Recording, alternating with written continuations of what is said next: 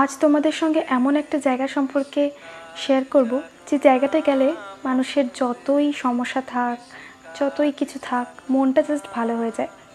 হালি শহরে রামপ্রসাদ ঠাকুরের ভিটে, যেখানে রামপ্রসাদ ঠাকুর তার স্ত্রী সন্তানদেরকে নিয়ে থাকতেন এবং পঞ্চবটির সেই গাছ, এই গাছটা যেখানে উনি সাধনা করে সিদ্ধিলাভ করেছিল এবং কালী মায়ের পুজো করতেন, সেইখানেই, সেই বাড়িতেই ওনারও কালী মায়ের মূর্তি ছিল, উনি নিজে বানাতেন হাতে করে। কিন্তু এখন মন্দিরে যে মূর্তিটা রয়েছে সেই মূর্তিটা কোষ্ঠী পাথরের, এবং এটা হচ্ছে রামপ্রসাদ ঠাকুরের সেই বাড়ি, যে বাড়িতে রামপ্রসাদ ঠাকুর থাকতেন।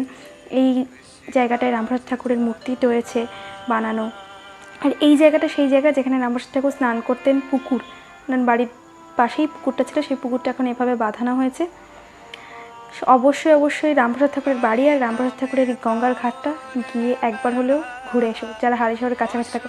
সো আজকের জন্য টাটা, আবার দেখো নেক্সট ভিডিওতে।